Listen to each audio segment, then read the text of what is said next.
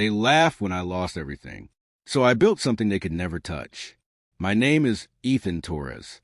I'm 29, and not too long ago, I thought I had life figured out.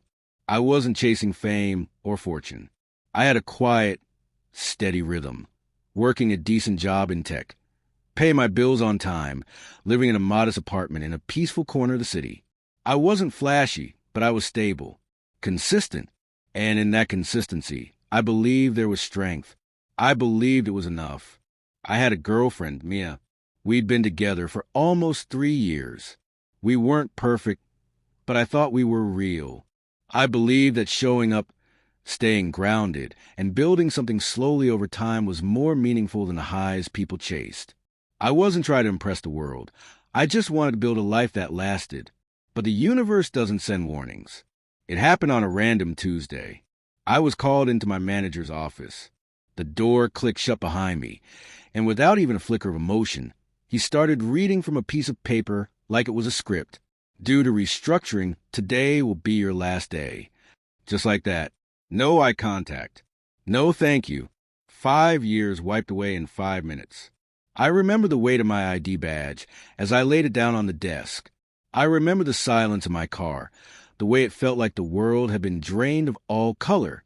I just sat there, staring at the dashboard, waiting for reality to glitch, waiting for someone to call and say it was a mistake. But no one did. When I got home, I told Mia. My voice was even, quiet, brittle. I wasn't asking for pity, just presence. But she barely looked up from her phone.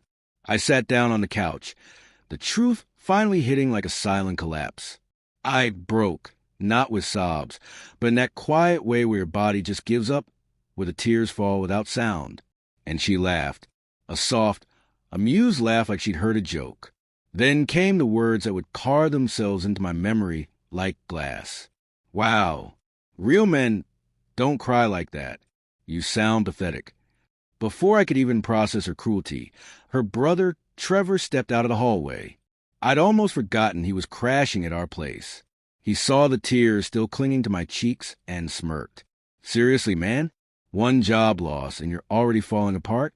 No wonder they let you go. They laughed. Together. At me.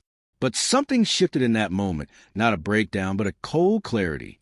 I realized, painfully and completely, that they didn't respect me. They never had. Every joke, every subtle dig, every time she praised her unemployed brother like he was some misunderstood genius, they were all signs I had ignored. So I stood up. I didn't shout. I didn't defend myself. I just nodded, as if I'd finally heard them clearly for the first time. That night, while they watched TikToks and laughed like children, I slipped into the spare room, opened my old laptop, and pulled up a project I hadn't touched in over a year. A small digital tool I had once started for freelancers. A side idea I shelved because I was always too busy. But now I had time, and pain, and something better than both, purpose. While Trevor stayed up all night gaming, and Mia went out for brunch, I coded, I debugged, I rewired every broken part of my life into a system I could control. 12-hour days. Coffee code, collapse, repeat. Mia thought I was sulking. She'd pass comments like, "Still playing tech, bro?" Or, "How's that unemployment hustle?" I didn't respond. I didn't need to. 2 weeks later, I launched the beta version, and it took off. Freelancers flooded in. Clean, simple, effective.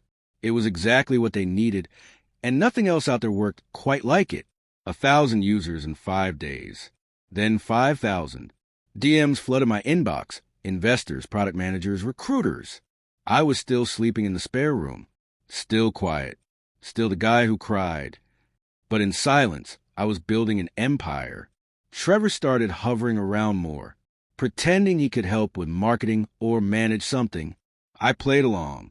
Yeah, maybe, I told him, while behind the scenes I was finalizing legal paperwork, setting up an LLC, preparing for real growth. Mia kept cracking jokes about me being her emotional, unemployed boyfriend. I laughed with her once. Not because it was funny, but because I had 2 acquisition meetings lined up the next day, and she had no idea. The deal closed on a Thursday. I sat at a small cafe downtown, my lawyer across from me, when the notification hit my phone. Funds transferred. The company was sold. I didn't post about it. No champagne. No public announcement. Just a quiet walk back to my car. A smile that didn't need validation. That night, I brought home Mia's favorite takeout and a slice of cake. One last night of pretending. The next morning, Trevor stumbled into the kitchen, hoodie wrinkled, cereal in hand. Still messing with that little app thing? I looked up and replied, not messing around. I sold it. His spoon paused midair. Wait, sold? Like actually? Yeah, I said. Got acquired. His face turned white. So, like, am I part of it since I helped in stuff? I smiled. You were never part of it. I just let you think you were. But I put that on my resume. Then you might want to update it. Because starting today, you're out. And just like that, the freeloading ended. Mia came in as he stormed out. What's going on? She asked, tension rising in her voice. I sold the company. I told her. And your brother's no longer welcome here. She stared at me like she didn't recognize the man standing in front of her. Why would you keep something this big from me? I looked at her, really looked, and I felt nothing. No heat, no anger, just distance. Because when I was at my lowest, you mocked me. You made my pain into a punchline. That wasn't love, Mia. That was convenience. She started making excuses. It was just a joke. You're being sensitive. I nodded slowly. Exactly. And that's why I built a life that does include people who treat kindness like weakness. The next morning, I packed my things. No theatrics. No shouting. Just clarity. I moved into a quiet new place downtown. Clean. Peaceful. Focused. I kept building. New tools. New ventures. New peace. I wasn't building for applause anymore. I was building for freedom.